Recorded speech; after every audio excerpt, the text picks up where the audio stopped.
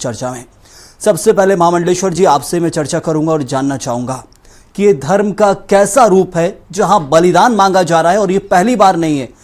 3 सालों में हम लगातार देख रहे हैं कुबेरेश्वर धाम में जब भी आयोजन किया जाता है तब जहां रुद्राक्ष बांटने की बात की जाती है और एक बड़ा सैलाब, लाखों की संख्या में लोग वहां पहुंचते हैं प्रदेश और देश से, लेकिन बांटे जा रहे हैं।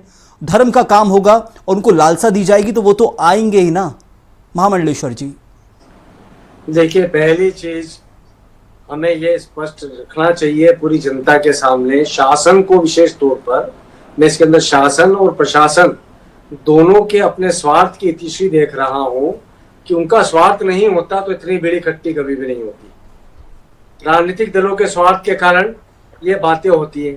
आप मुझे एक चीज बताइए संयम जी, कभी भी किसी भी धर्म ग्रंथ के अंदर हम पढ़ें, क्या भीड़ को कभी ईश्वर मिला है? क्या आपने कभी सुना कि भीड़ इकट्ठी हो गई, वहां ईश्वर अवतरित हो गया और ईश्वर ने सबको एक साथ कोई ना कोई जिसे कह सकते हैं कि वरदान दे दिया? तो ये मनोरोग है, ये मॉब हिस्टीरिया है। इस मॉब हिस्टीरिया को क्रिएट करने के लिए इस प्रकार की भीड़ों के आयोजन किए जाते हैं। उन आयोजनों का कहीं ना कहीं सिरों की गिनती होती है, दिमाग एक भी नहीं होता है।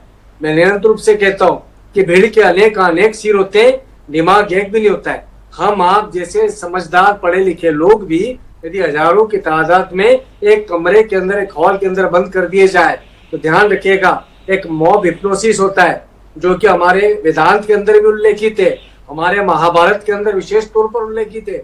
यदि मैं हाथ उठाऊंगा तो 1000 लोग हाथ उठाएंगे, यदि मैं दौड़ लगाऊंगा तो 1000 लोग दौड़ लगाएंगे। इसको इलेक्ट्रोमैग्नेटिक इंपल्स कहते हैं, मॉब हिस्टीरिया कहते हैं। तो जो भीड़ इकट्ठी करना है ये अपने आप में शासन प्रशासन की बेहद बड़ी चूक है जो कि उनके निहित स्वार्थों के कारण हो रही है। इसको रोका जाना चाहिए। 3 साल के अंदर कितने लोग मरे और इनके मृत्यु के ऊपर कह दिया जाता है कि इनको मोक्ष मिला। अरे भाई, ऐसे मोक्ष मिलना होता। महामंडलेश्वर जी, यही तो सबसे बड़ा अफसोस है कि डॉक्टर जो कहा जा रहा है, पंडित प्रदीप मिश्रा का बयान आया महामंडलेश्वर जी, उनका कहना है कि ये सब मेरी बहनें हैं, मेरे परिवार के लोग हैं, इनके परिवार के साथ मेरा परिवार खड़ा है। जब वो आते हैं तब जीते जी पंडित प्रदीप मिश्रा उन्हें नहीं मिल पाते, लेकिन मृत्यु के बाद मिल गए, ऐसा कहना है कि वो परिवार उनके साथ खड़ा है। ये कैसी बात है जो समझ से परे हैं? डेमीगॉड्स इनको कहा गया है, डेमीगॉड्स। इसकी बहुत बड़ी उपमाएं हैं, बहुत बड़े विधान हैं। ऐसे कई सारे ऐसे धर्म गुरु पैदा हुए जिन्होंने अपने समय पे हिप्नोटिज्म के जरिए, सम्मोहन के जरिए, मॉब हिप्नोसिस के जरिए लोगों को नियंत्रित किया, और बाद में जब खुद के मरने की बारी आई तो हजारों लाखों लोगों को लेकर के मर भी गए। आप एक चीज सोचिएगा, जब ये आस्था टूटेगी ना तो हमारा धर्म कितना विखंडित होगा, वो विधर्मियों की तरफ आकर्षित होगा। इस प्रकार की घटनाएं आगे चल करके हमारे हिंदू धर्म के डिक्लाइन का कारण बनेगी। तो हमें भीड़ इकट्ठी नहीं होने देनी चाहिए। ये शासन के जो लोग हैं, यदि मैं उस जगह का एसपी कलेक्टर होता तो मैं इस्तीफे रोकना चाहूंगा, क्योंकि आपने एक बड़ी चीज कही कि यदि वो वहां का एसपी या कलेक्टर होता तो एक बड़ी जिम्मेदारी होती। और हमारे साथ इस वक्त जो पूर्व डीएसपी है डॉक्टर रवि अथरोलिया वो जुड़े हुए हैं, उनसे चर्चा भी करेंगे, जानेंगे। अथरोलिया साहब, एक सवाल जो खड़ा हो गया प्रशासन और पुलिस की लापरवाही के ऊपर। 3 साल से जहां प्रशासन और पुलिस, पहले भी वहां था, पहले भी हादसे हुए, भोपाल इंदौर हाईवे पूरा जाम हुआ और फिर वही स्थिति है। यहां पर लोग मर रहे हैं और पिछले बार के मुकाबले आंकड़ा बढ़ गया है, 8 लोगों की जान चली गई है। उसको लेकर सबसे पहले जिम्मेदारी किसकी बनेगी? आयोजनकर्ता की, प्रशासन की, पुलिस की, किसकी? धन्यवाद संयम जी, और मैं प्रणाम करता हूं हमारे जो उज्जैन से संत जुड़े हुए हैं। बहुत अच्छी बात कही उन्होंने। मैं यहाँ पर अब ये कहना चाहता हूं कि जब आयोजन कोई होता है तो मूल जिम्मेदारी होती है आयोजनकर्ता की जी। वो प्रशासन को बताता है कि वो किस तरह के आयोजन कर रहा है, कितने लोग आएंगे, उनके लिए उसने क्या इंतजाम किया, ये सारी बातें वो प्रशासन को बताता है। उसके बाद प्रशासन उस प्रवचन करके, कथा वचन करके अच्छा खासा दान दक्षिणा में करोड़ों रुपए कमा लिया। मजेदार बात तो ये भी है कि ऐसे कथाकार, चाहे वो अपना अनिरुद्धाचार्य हो, चाहे अपने वो छतरपुर वाले बाबा जी जो हैं अभी मौजूदा, और प्रदीप जी, ये लोग विशुद्ध रूप से कुछ इस ढंग की बातें सनातनी करते हैं कि ताकि सत्ता पक्ष का वरदहस्त इनके ऊपर आ जाए, और आ भी जाता है। और एक यही वजह है कि शासन प्रशासन को फिर इनके आधार पर इनकी मंशानुसार काम करना पड़ता है। दूसरी बात, इन्होंने वर्तमान जो मुझे खबर मिली कि इन्होंने ये कहा था कि शायद 5 से 10 हजार लोग आएंगे, तो प्रशासन उसी हिसाब से इंतजाम रखेगा। आती है कि ये रुद्राक्ष जो बांटने का काम कर रहे हैं, सवाल ये है कि इनके जो भक्त हैं वो इनकी दीक्षा लेके बैठे होंगे, उनकी पूरी बायोडाटा उनके पास होगा, तो ये रुद्राक्ष उनके घरों पर क्यों नहीं भिजवा देते, क्यों यह बुलाते हैं? दूसरी बात, जब उन्हें मालूम है कि चक्का जाम होगा और लोग जाम में परेशान होंगे हाईवे पर, क्यों इस तरह की कृत्य करती? तो क्या ये एक आस्था वाला काम कर रहे हैं या आस्था को तोड़ने वाला काम? इसे मैं अगर कहूं कि प्रशासन, पुलिस प्रशासन के हाथ बंधे होते हैं इस सनातनी वाले ड्रामे में। ये सनातनी का ड्रामा करते हैं, हिंदुत्व को बढ़ाने का ड्रामा करते हैं ये, जबकि ये गलत है। अभी जैसे हमारे महामंडलेश्वर जी ने कहा कि भीड़ इकट्ठी करने से क्या मतलब है, क्या किसी को मोक्ष मिलने वाला नहीं, किसी को पुण्य मिलने वाला नहीं। और जहां तक ये मौतों का कारण है, मैं फिर बता दूं कि ये प्रशासन, पुलिस इतना दबाव में रहता है कि वो मौत के सही कारण को सामने लाता ही नहीं है। अब ये अलग बात है कि 3 साल में बहुत सारी मौतें हुई हैं। और एक बहुत बड़ी बात मैं कह देना चाहता हूं यहां पर संयम जी, कि आयोजक अगर उतनी भीड़ बुला रहा है तो ये आयोजक का दायित्व है कि वो उनके रहने ठहरने का पर्याप्त बंदोबस्त करे, उनके लिए मेडिकल सुरक्षा व्यवस्था दिलाए, ये उसकी बेसिक जिम्मेदारी। अब एक मुख्य मुद्दा है कि पुण्य के लिए सब किया जाता है, आत्मा के कल्याण के लिए किया जाता है सब।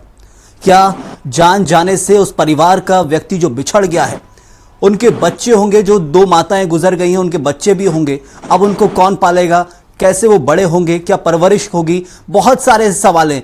क्या भक्ति की जो कहा जाता है कि धर्म और भक्ति की आड़ में सब किया जा रहा है, तो आयोजकों को तो सोचना चाहिए, लेकिन भक्त का क्या कर्तव्य होता है इस वक्त? सबसे बड़ी चीज कि वो कैसे अपने गुरु को पहचाने।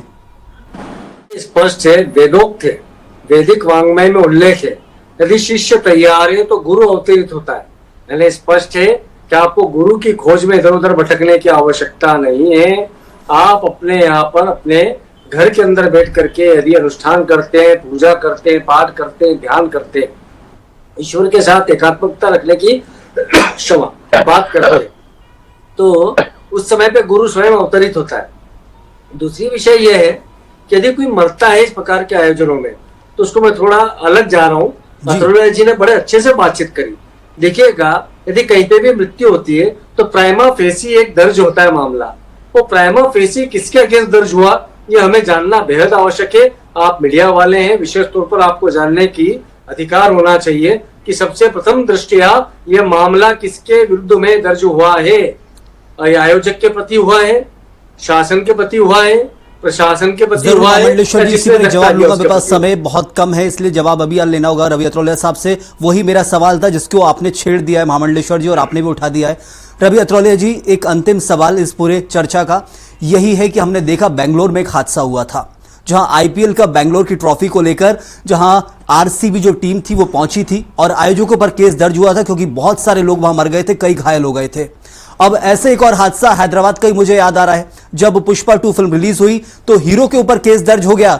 हीरो के ऊपर इसलिए क्योंकि उस भीड़ में एक व्यक्ति मर गया था, जबकि उससे उसका कोई संपर्क नहीं था, ना ही वो आयोजक था, लेकिन फिर भी एफआईआर दर्ज हुई और जेल में रहे। तो क्या इस घटना को वैसे ही देखा जाए, इतनी बड़ी भीड़ है, आयोजन करता कोई एक है, तो केस डायरेक्ट दर्ज होना चाहिए एफआईआर? जब कोई मौत होती है तो हम मर्ग कायम करते हैं, और मर्ग सिर्फ सिंपल वर्ग एक आदमी की मौत हुई है ये खबर पे। फिर जब हम जांच करते हैं तो ये देखते हैं कि मौत किस कारण से, किसकी वजह से हुई। तो उसमें चूंकि ये भीड़ इनने बुलाई है, तो आयोजक प्रदीप मिश्रा है, तो कायदे से इनके खिलाफ ही मुकदमा दर्ज होना चाहिए, इनके खिलाफ ही मुकदमा दर्ज होना चाहिए। और इतनी भीड़ इकट्ठी इन्होंने की है, तो एक चीज और मैं जोड़ देना चाहता हूं, मजेदार बात, कि इंदौर में एक बार ऐसा हुआ था कि जो एक आयोजन करता, जो एक कंसर्ट हो रहा था, उसमें पुलिस अधिकारियों ने उस आयोजनकर्ता के ऊपर जो पुलिस बल लगाया था उसके लिए एक शुल्क निर्धारित किया कि चूंकि आप प्रॉफिट कमा रहे हैं और पुलिस बल आपके लिए चाहिए, तो हमें आपके लिए इस पुलिस बल का पूरा उस दिन का वेतन देना होगा। तो मैं चाहूंगा कि प्रदीप मिश्रा जी जब कभी ऐसे आयोजन करें तो या तो प्राइवेट सिक्योरिटी लगाएं, और अगर पुलिस बल चाहिए तो कितना पुलिस बल चाहिए, किस किस रैंक का चाहिए, उसका 1 दिन का या 2 दिन का, जिस दिन का आयोजन है उतने दिन का पर डे के हिसाब से वेतन जो है बिल्कुल खजाने में जमा करें। जरूर, तब बात लेकिन बनेगी। आपकी जो मूल बात मेरे को निकल कर आई कि एफआईआर बिल्कुल आयोजनकर्ता मुख्य तौर पर प्रदीप मिश्रा जी के ऊपर ही होना चाहिए, क्योंकि पहली बार नहीं है, 3 साल लगातार हो गए। ये स्पष्ट है कि प्रशासनिक और पुलिस कार्रवाई यदि वही तरीके से होगी जो बेंगलोर और हैदराबाद की घटना को लेकर है, तो इस मामले में भी ठीक वैसे एफआईआर होना चाहिए।